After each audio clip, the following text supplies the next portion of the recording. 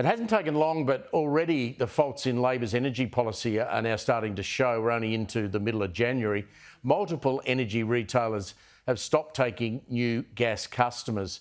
Others are also ramping up their prices, as we all know, as they struggle to try and secure ongoing supply. So at this stage, Labor's market intervention is doing exact opposite what we're told it would do.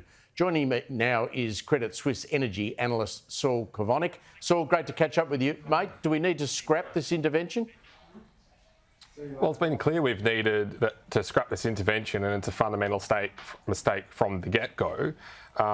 It shouldn't really come as a surprise when you launch a comprehensive overhaul of the gas market, which essentially amounts to ripping up the entire gas market, without giving even a week's notice to the entire industry that you're going to do it, that we're now left in a state of paralysis across the gas market. No one is able to really do anything. Producers are still trying to work out, to get simple answers to basic questions about how the policy works, and they're not able to actually deliver any contracts into the market in the meantime, lest they risk breaching the policy conditions, which can then impose very severe penalties on them. And unfortunately, the biggest victims here are, as you say, the gas buyers, and particularly the smaller gas buyers who buy from the big retailers, who are now facing the prospect of not getting any gas or paying much higher prices than before. In fact, there are known cases now of gas buyers who are willing to sign up to deals in the prices in the kind of mid to high teens before this policy was announced, and actually basically agreed things. But now the policy has rendered the gas deal they wanted to do illegal, and those poor buyers are now left with no gas and forced onto default rates in the $30 to $40 range.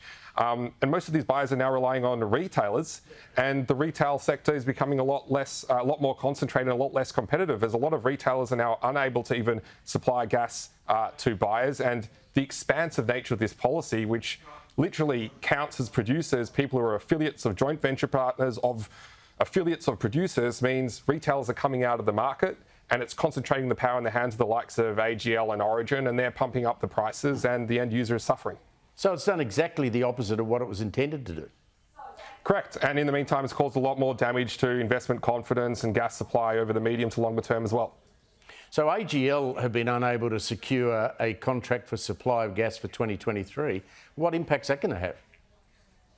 Well, right now, nobody can secure anything because contracting is dried up to a complete halt.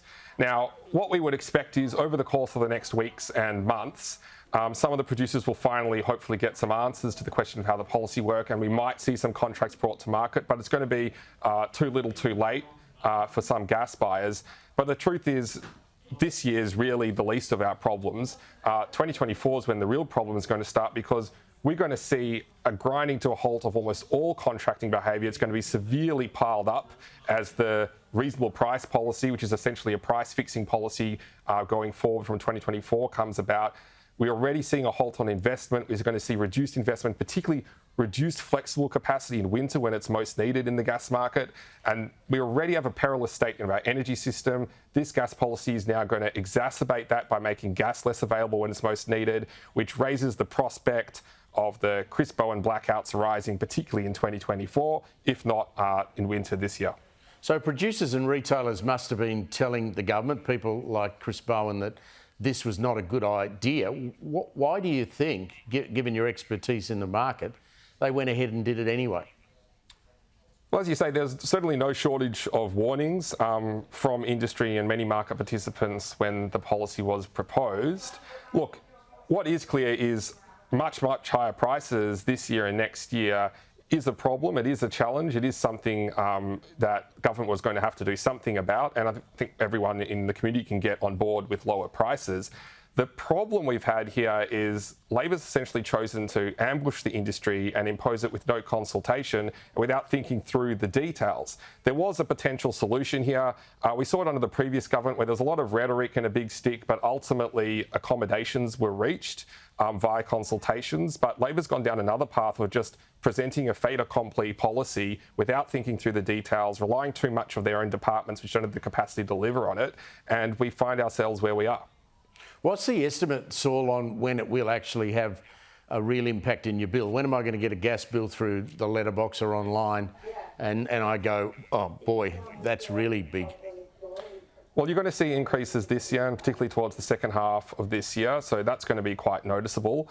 I think The real concern we have, though, is not your increased bills at home, but if your lights go out altogether, no matter what you pay. And the risk for that really starts to rise in the middle of 2024. Saul Kavonic, thank you very much for your time. Thank you.